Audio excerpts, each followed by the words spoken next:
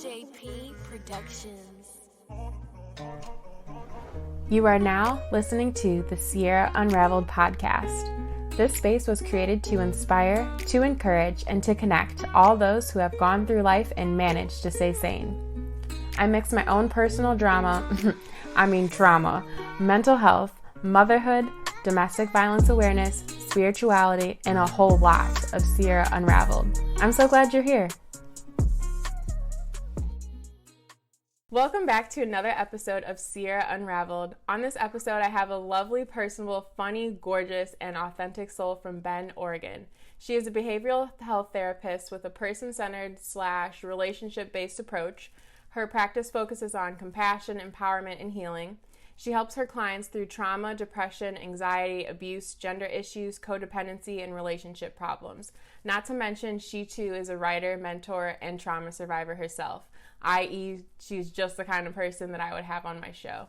Sometimes you guys listen better when it comes from someone you don't know, so please help me welcome Christy Collins, aka Trauma Queen Christy, to the show. Hi, thank you so much for having me. I'm so excited. I'm excited too. Is this your first show or first podcast?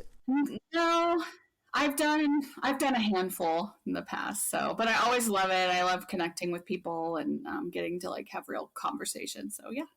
Yeah, that's awesome. I'm super glad to have you. So there are so many different forms of therapy. Can you explain what behavioral health therapy is?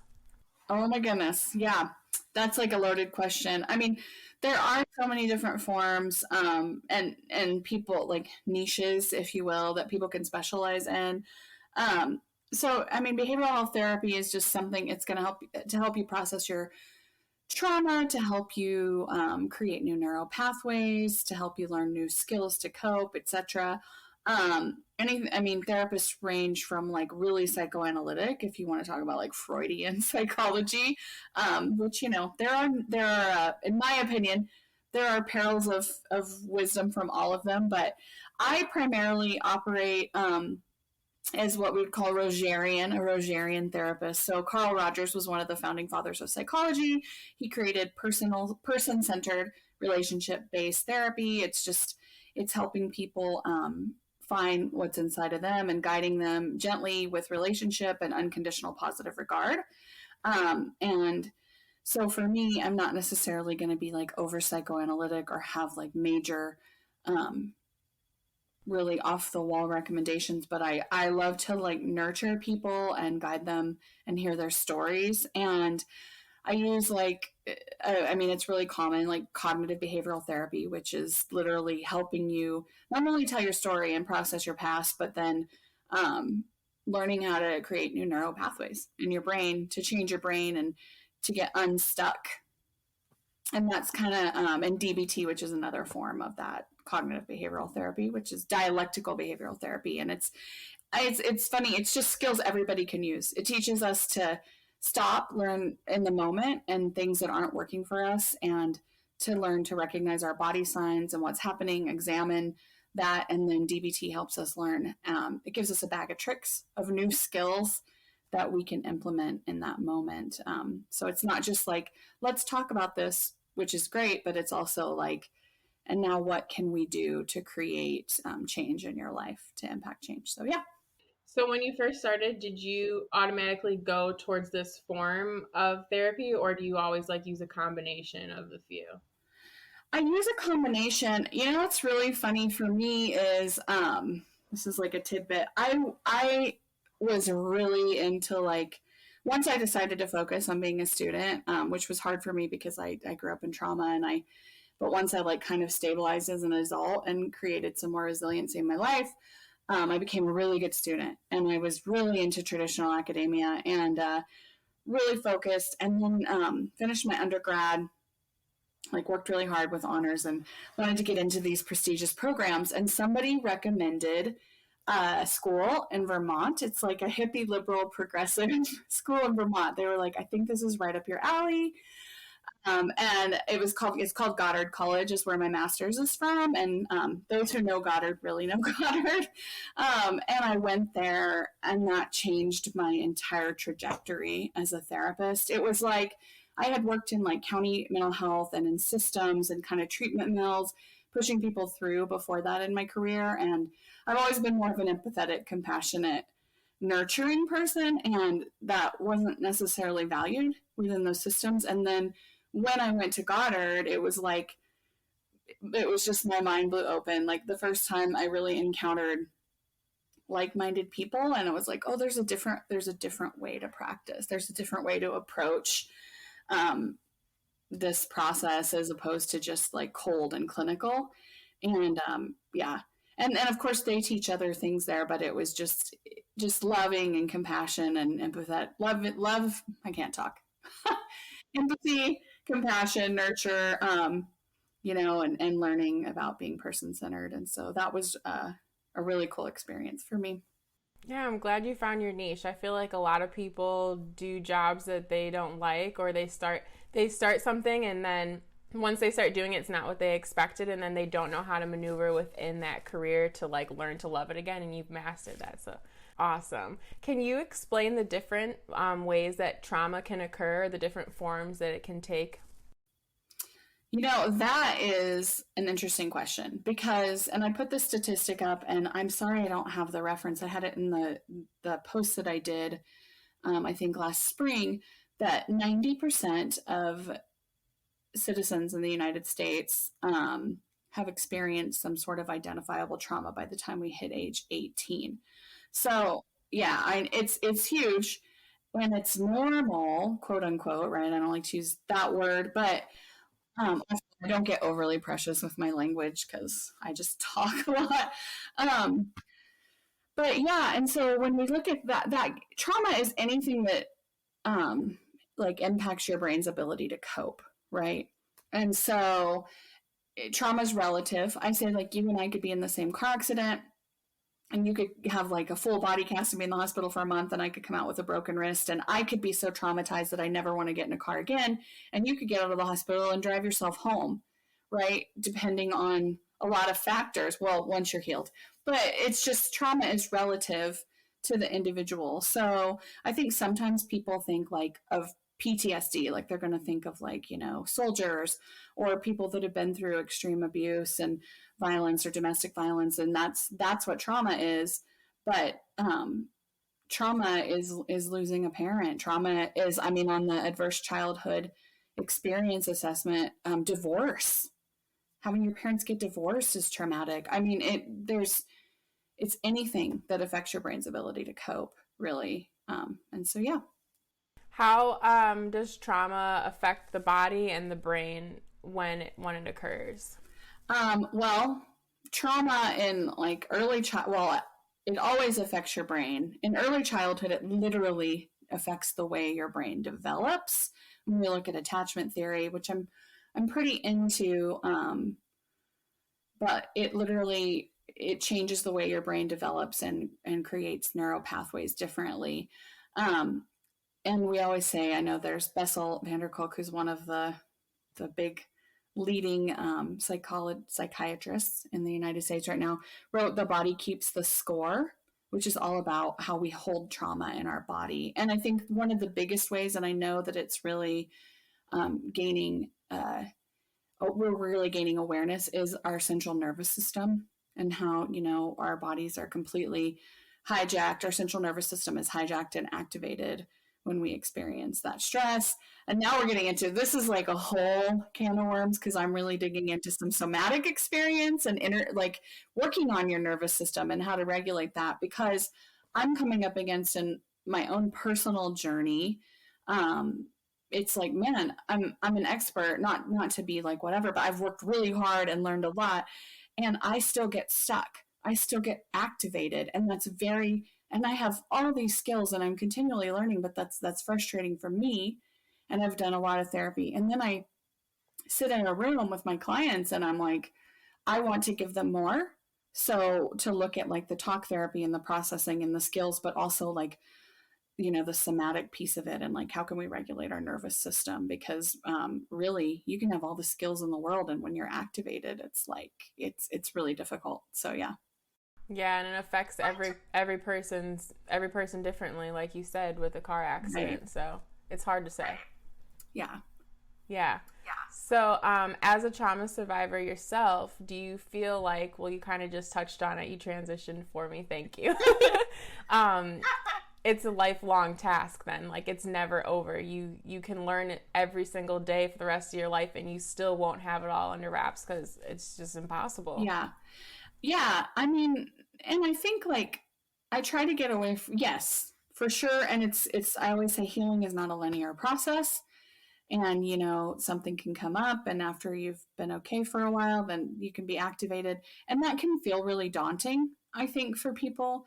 But I do think it gets better. I do think that we learn things, we learn skills, we learn to regulate our central nervous system, we learn about our attachment, and a lot of different things that it gets better and easier. But I don't think it's like there's an end point, right? Like, I think it is a lifelong journey. That said, I mean, nobody has ever lived a life and just been like, well, it's just all sunshine and rainbows and perfect. So whatever your affliction is, you know, whether that's trauma or some kind of like physical, you know, biological illness or whatever, I think it's all kind of a lifelong journey. And this is certainly no exception to that rule.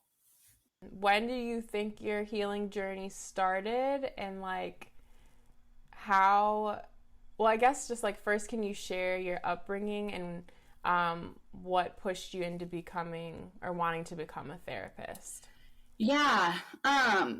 So I like describe my childhood as it could literally be like a bad, and when I say bad, I don't mean like, I just mean like horrific HBO miniseries.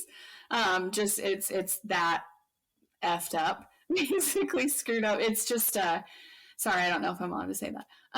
But No, you are. You're okay. good. You're good.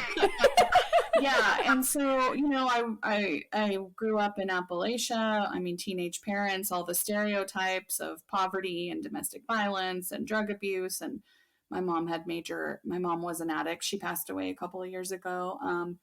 And yeah, my dad was really extremely abusive, military family, all these cliches.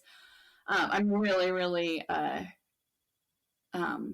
putting this in a nutshell right now, but I ended up basically living on the streets with my mom as a kid in California, and she was literally like prostituting for meth at that point. And like, I would steal food. I mean, we were in the city mission. I would steal food from the 7-Eleven for my brother and I was like 7, 8 years old. So pretty, and then we had men in and out of her life. And eventually I went into foster care at age 11, and went through a few foster homes. Some of them were great people. I have opinions about the foster care system, both from a personal and professional standpoint. I just, it's really hard. It's hard to go into foster care when you've lived a certain way your entire life. I think sometimes, even if they're great people, foster parents kind of have, it's like they think they're saving you or they're doing you a favor, and they expect you to be grateful. And really, you have no idea what that even means. You don't know what boundaries are. You're manipulative. You are just trying to survive. That's how you've lived your entire life. So why would you? It's like taking somebody who's been dirty their entire life, throwing them in a shower, and not only expecting them to like know what to do and how to handle it, but to be happy. And they're not happy. It's awful. You know, it's a miserable, weird experience. And so I ended up randomly in a group home at age 16. I blew out of a couple foster homes. And that was easier for me.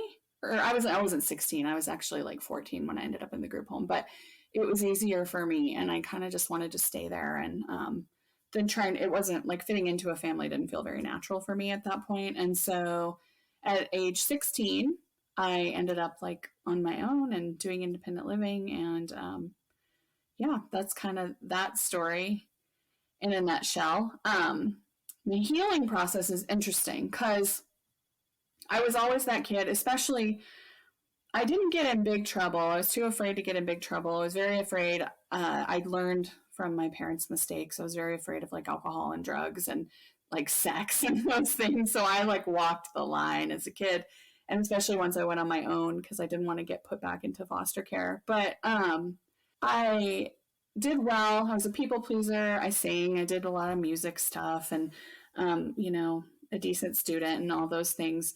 And I went to counseling, a lot of therapy as a kid. And by the time I was in my early 20s, I met someone and got married. And what was interesting about that for me was that I was like, yeah, look how smart and resilient I am. And I've just overcome all this stuff and I'm great. And, you know, but I wasn't. I really wasn't at all. Like I had so many things that I hadn't actually dealt with. Like I just kind of survival dealt with them, if that makes sense. Yeah. You didn't process. You didn't take the time to process. Yeah. And I didn't understand myself because I was a kid, you know, I was like a kid when I got married. And so I really started struggling probably in my early 30s with questioning the life I had chosen, and things started really just coming up. Like it comes back up if we don't deal with it, right?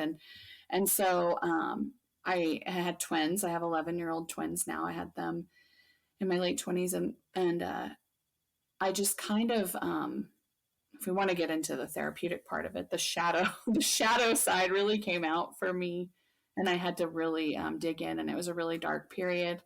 I blew up my life. Like I hurt some people. I made some decisions that I'm definitely not proud of. I understand now why I made them, like, and that desperation and all the unresolved shit basically that I had to deal with. So through that process though, my marriage ended, and my whole life just changed, you know, overnight. This like perfect little picture that I had painted, or the box that I tried to fit into and I never did, like it was done. And that's when the real work began for me. So yeah, I really dug into therapy. I really dug into like understanding my trauma, like that long, hard look in the mirror it's ugly, a lot of guilt, a lot of shame, a lot of things that I had never overcome. Everything came up at one time. And that's how I got here. Yeah. Do you still feel like you struggle with shame and guilt from time to time, or?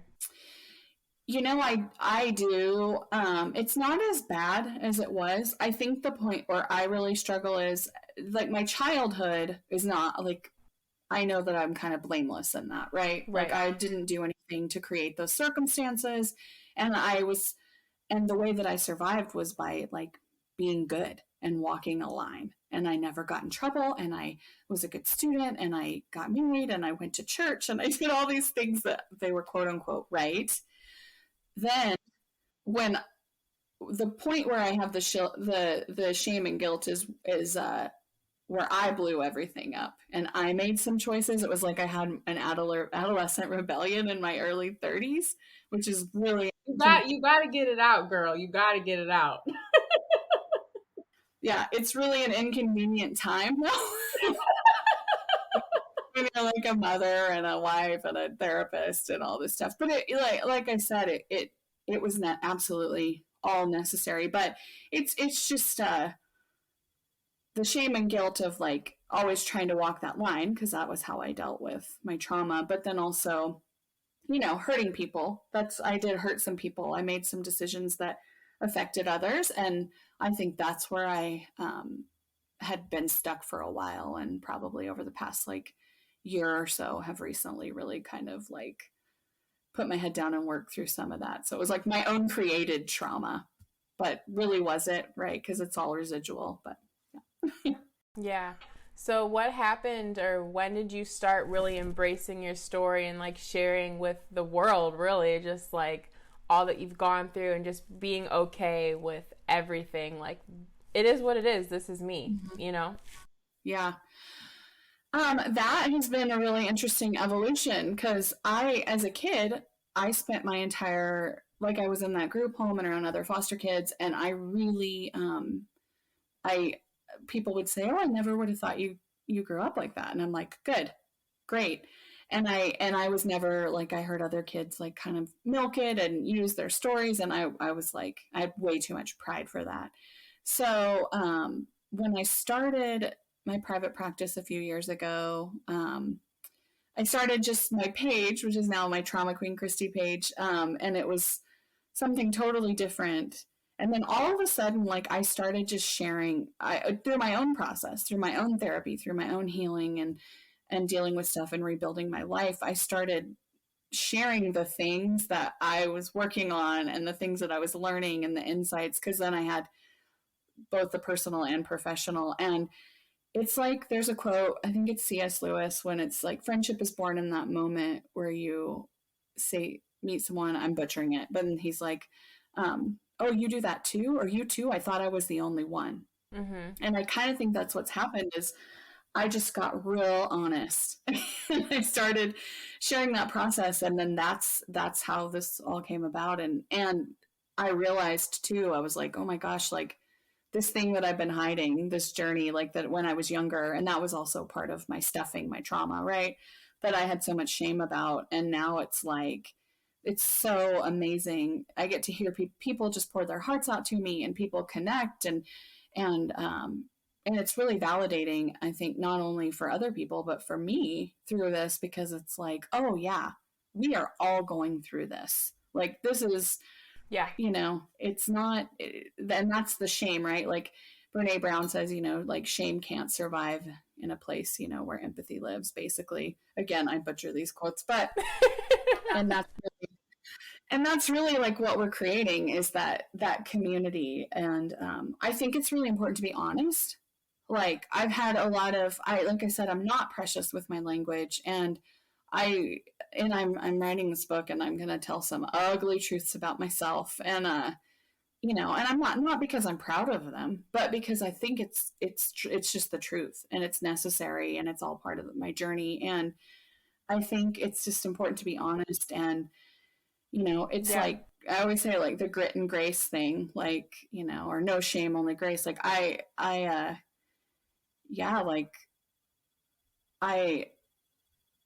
I love you, and you also need to knock that shit off, right? Like, so it's kind of that, and that's how I sort of operate as a therapist, is like, I will like give you so much compassion and empathy and whatever else, but I'm also going to be like, what are you doing with that? So yeah, sorry, I feel like I'm rambling. No, you're totally good. I think everything that you're talking about is right on topic. It's, somebody needs to hear everything you're saying, because I myself like struggle even still, like with this whole year of me podcasting and dropping tidbits of my life and then incorporating other people's lives into it. It's like, I don't want to share, but I know that I have to. And at the end of the day, it is what it is. I can't change it. So let's just embrace it and live with it. And then it's so empowering too, that it makes me want to keep going, because I'm like, somebody needs to hear it. So you're not rambling. I'm grateful for everything you just said. Who were your main supporters in the beginning of your healing journey to now, or are they the same? That's been really interesting. So I'm really blessed. I don't have my extended family. They're very dysfunctional and toxic, but my mom has passed away. My dad is estranged. And, I've burned some bridges as well. But also everything comes full circle. So I have one aunt that I'm really close to, but other than that, I have just this amazing network of chosen family, of people like that surround me that, have literally like picked me up off the ground crying and talked me off the ledge, and, throughout the last several years. And so, and I, gosh, I can't, do I mention names? But no, you don't have to. Yeah. I love them, and they know who they are, but I will tell you, like, I'm never alone. I was actually thinking that the other day, because I was thinking about, I have my kids, and they're just beautiful and wonderful. And I actually have a great relationship with my ex-husband and his new wife now. And we have a great co-parenting relationship, and I'm so thankful for that. I love to hear it, because I got stuck, but I needed to clap. because like that is like the dream. Like not a lot of women get to experience like that good co-parenting. I hope you do too. And you know what? It was rough. I mean, for a minute, but my kid's dad is a really great human being, and I still have a lot of love for him, and he's great. He's a great father, and their stepmom is she loves them and treats them good, and like what more can you ask for, as a parent? And so I'm very grateful for that. But yeah, I think like sometimes like about, like, oh, not, being single or not being married or whatever. And like, sometimes you have these kind of like lonely thoughts. Then I'm like, oh my gosh, I'm never alone.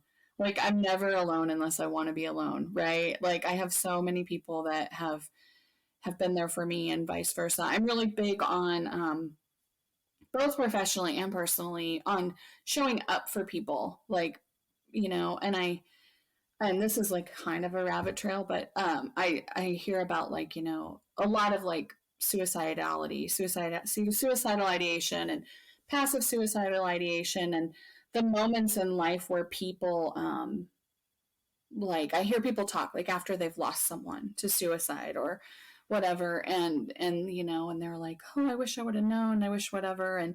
And I recognized in my own life like all the moments where people have called me or needed someone or whatever, and it's like, what were they saying? Like, how much attention was I paying? Did I really show up? So I'm really big on like, sometimes you can give people your time, sometimes you can feed them, sometimes you can give them money or love or nurture or whatever. But I feel like that's just been a huge example for me from my own community, who has shown up for me and literally cheerleaded and held me on and fed me and all those things. So yeah. So the last little bit here is just, so how do we get more people into therapy? Like, how do people know if they need to seek therapy, and what can we do about, like, I think it's very important. Therapy has such a bad stigma. Like, I personally didn't feel like I ever needed to go to therapy, and I feel like it was super helpful for me in my journey, and a lot of people are embarrassed. So what do we do?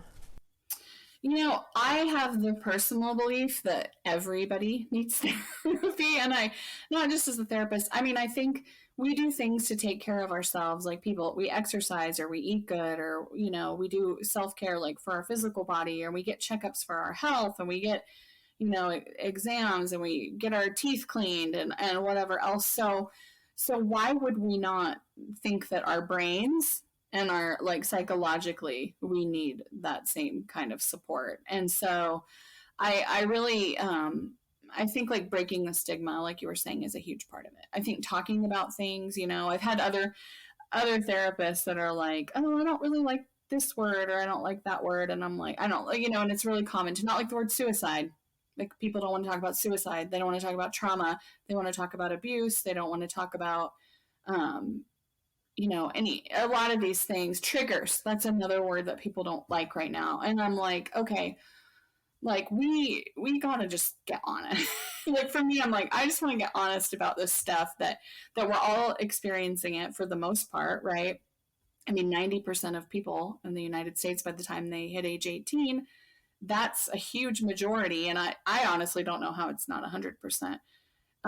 And so I think breaking the stigma, really digging in and talking about things, I think a huge part of like the platform, that we're trying to promote on social media, which is normalizing it,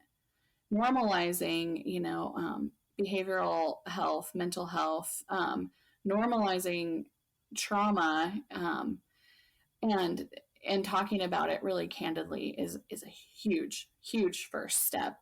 Being trauma informed in general in our society is something that I hope across all platforms we really start to embrace. So, being trauma informed is just to go into anything, any interaction you have with the like understanding that this person has likely been through some kind of trauma or some kind of traumatic experience. And it's not asking like, what's wrong with you, but instead, what happened to you? Like, what have you been through? How'd you get here? Not like, you're bad, what's wrong? And so I think like if any of us approach life and relationships from, a therapeutic relationship or a parenting relationship or an interaction with a barista, in a trauma informed manner, I think like that is a really big start to starting to break the stigma and to, gain empathy and compassion, which I feel like we're at a place collectively, globally right now where, because of the pandemic and because of everything that's happened, like there is a lot more grace and understanding for some of the issues that people face. And I continually say, we have more than one public health crisis on our hand right now. And I think that, the mental health concern is vast, and it's bringing a lot of things to the forefront. And so I think therapy can be hard because it's expensive. And I get that. I get that, not everybody can afford that. And so I would say, like, if you can, and if you can invest in it and talk to, a therapist, a lot of therapists have insurance or sliding fee scales and different ways to work with you financially. I know that I personally would have a really hard time just turning someone away. Like, I try to work with people as much as possible. But I also think, like, if you absolutely can't, right, and you can't afford it, you can't go, you can't, or you're in a situation where maybe it's dangerous and you don't have access to those resources, then I think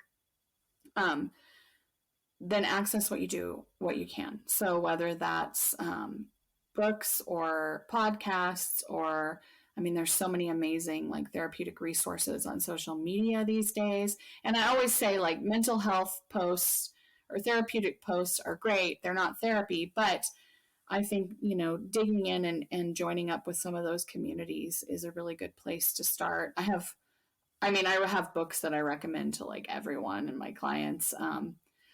One of them is it's called Attached by Rachel Levine and Amir. Oh my goodness, I'm drawing a blank, but it's just a really good way to understand your attachment and how you got where you are as an adult, and how you have relationships. The other big one for someone really wanting to dig into trauma and how it affects the body is The Body Keeps the Score. I think every therapist is like, that's kind of a manual by Bessel van der Kolk. So anyway, I think there are a lot of resources, but I think if you can go to therapy, it's awesome. And one great thing about what millennials brought in, I think I'm technically a millennial, is that it's a shift. It's a paradigm shift of like, the generations before us, Generation X and in the baby boomers. And it's kind of more like, put your head down, tough it out, deal with it through other means, substances, gambling, whatever, or don't deal with it. But millennials love therapists. And it's always the joke that like millennials love to talk about their attachment style, but I love it because I think that's huge progress. No, I think that like everything, like especially like approaching relationships and different people just out in the world every day, like gas stations, your waitress, your coworkers, like any person that you interact with, you approach it with like, you never know what they're dealing with kind of mentality. So like when people get angry or they're like being irate towards other people and I'm like, why are they acting like that? I'm always in my head like, you don't know their life. And like that allows me to have more empathy and compassion towards them. And then also if I feel like it's coming towards me, I don't take it personal because I'm like, it's not my problem, but also I don't need to like dish it back out to them just because they're having a really rough day. I don't know what happened to them before they came in here or before I had an interaction with them. So I think we're on the up and up of like mental health and like changing the stigma and just allowing people to be themselves and empathizing with others. Like it's a lot better. My mom always jokes like, this generation is so sensitive, like they cry about everything. And I'm like, but also it's really good because we've been trained to like for generations to suppress our feelings and talk about what's going on, and now we're actually able to talk about it. And it's hopefully in the long term, like the longevity of evolution of like humans and relationships, it's going to get better and we're going to treat people better because this is something we haven't really done before in the past. Yeah, I agree 100%. And I think there has been a paradigm shift, and, social media is a huge part of that too, right? Like just, we have access to resources that we never have before. And I know that's a double-edged sword. I get that completely. But, I think it's probably really beneficial to a lot of people to have some of those mental health resources that in the past they never would have had. Yeah. So how can my audience connect with you? I know we spoke earlier. You're only licensed to work as a therapist in Oregon, but you are doing trauma coaching or trauma mentoring. I think that's what you called it. Yeah. I mean, coaching, talk about a buzzword, right? Yeah, like, but I have, per my Trauma Queen page, I have, it's at Trauma Queen Christy on Instagram, Christy with a CH and a Y. Um, I have a lot of people reach out to me like globally, and I can't give traditional therapy, but I've started doing, trauma coaching, with some of those people and just working through your trauma and how do you implement different skills in your day-to-day life. And just it's taking like a less formal approach, which I actually really appreciate. And I kind of wonder that I might lean in that direction throughout everywhere I work in the future. I feel like it suits me, and I don't always, I like to just get real with people, and I think trauma coaching allows you to do that. But I also do still take clients here in Oregon, in person and online, and that's at the traumaqueenchristy.com. So yeah, and I'm working on getting my own podcast established, so that's a fun new project. And also I'm working on my first book, which is kind of a mashup of a memoir and psych lit and all that kind of stuff. I always just tell people I'm a mess with an education. Yeah, so. That's me. I always say that too. Well, definitely like in the future, like once everything's put together, we will reconnect, and like I'll drop the links in my show notes so that way people can connect with you. Like we'll keep it up to date. So cool. But I just like seriously want to thank you, Christy, for getting on Sierra Unraveled today. I think there are a lot of women that need to hear your story, and mine as well, and a lot of other women that I'm able and blessed to be able to bring on my show and connect us all together, because even though things may not have always played in our favor, we can always change the narrative and come out on top and inspire others. And it's just such a great thing to be able to have technology to do this kind of thing. So yeah. Thank you so much for coming on. All right. Well, as always, thanks for tuning in to another episode of Sierra Unraveled. And like I always say, stop letting them unravel you, because only you can unravel yourself.